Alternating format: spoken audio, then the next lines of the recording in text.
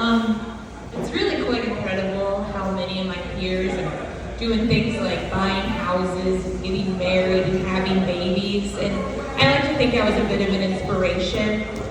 Like they looked at my life and thought, nope, I want whatever the opposite of that is. I'm currently using one of those pumpkin trick-or-treating baskets as a shower caddy. And my usual diet consists of a couple Sour Patch Kids and a Wellbutrin, washed down with one of those Monster energy drinks that goes like dissolve roadkill off asphalt.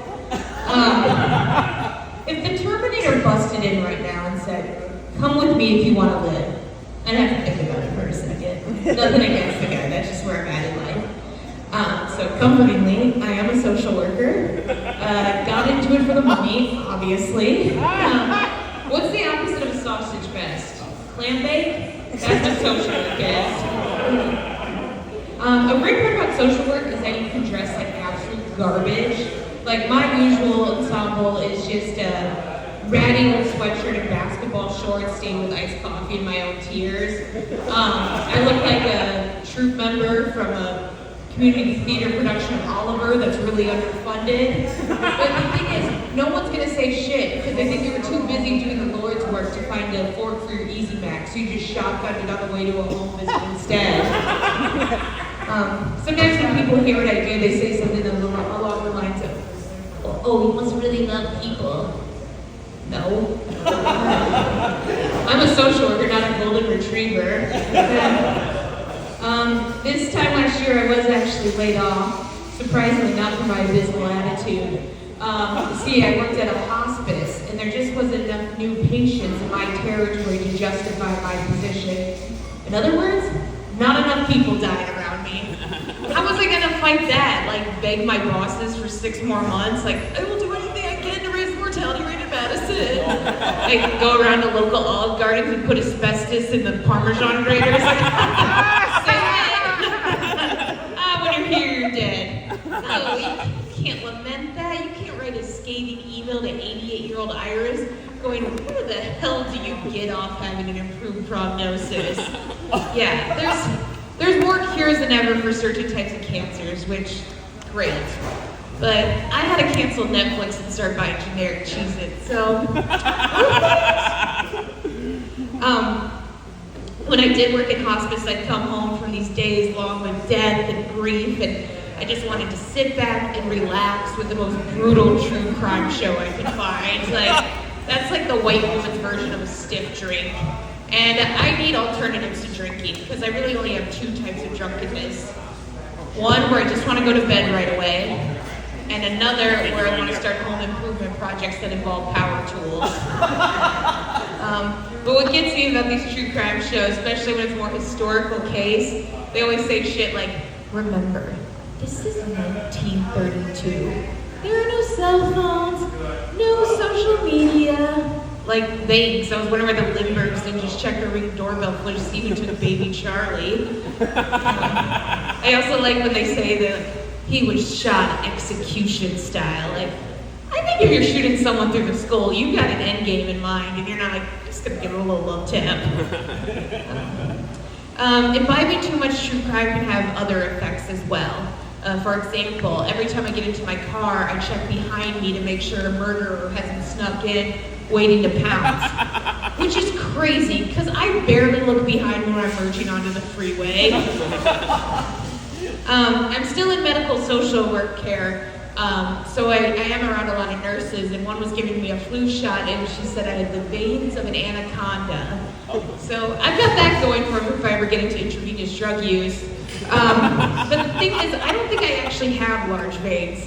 Not to second guess a well-trained medical professional, even though I think that is the new American pastime. But I think they just look prominent because of how pale I am. I mean, look at me.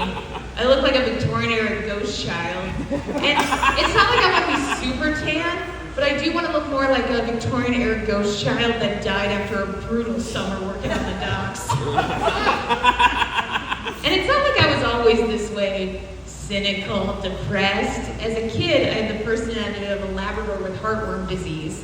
Happy, go lucky, but harboring a devastating diagnosis that was going to wreck me once I hit adolescence.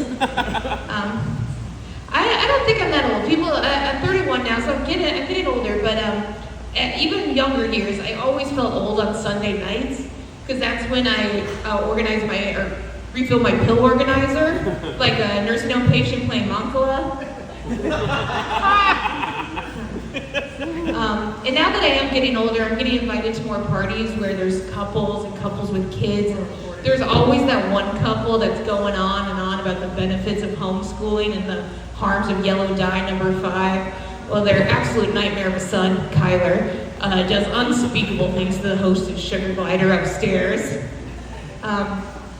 Isn't it the worst when you just casually ask someone how it's going and they just start listing off a litany of complaints, like traffic was murder, cat's kidney function's not looking too hot, and as if it couldn't get any worse, they still haven't found that Malaysian jet. Like, ever heard of lying? I do it all the time. It's one of my favorite hobbies. Did you guys see that news article recently where 50% of the men surveyed said they could land a commercial jet in an emergency? I love the confidence. 3 out of 5 of my male Uber drivers miss my driveway. Like, I am excited. I am hopeful about an Amtrak in Madison Amtrak station. I really would like more viable, affordable train travel. But as someone that has done the Chicago to DC loop many a time, I think I've figured out why there's so many weirdos on trains. I think they're all on the no-fly list. And did you guys know, just last year, our very own Madison, Wisconsin was rated the second best city in the country for singles. It's like crippling alcoholics, unimaginative engineers that think liking fun is a personality trait, or men that would miss the birth of their child for the opening day of deer season. Then, yeah, Madison's fantastic for singles. I know this may come as a bit of a shock based on how I just talked about all the men around me, but I am single.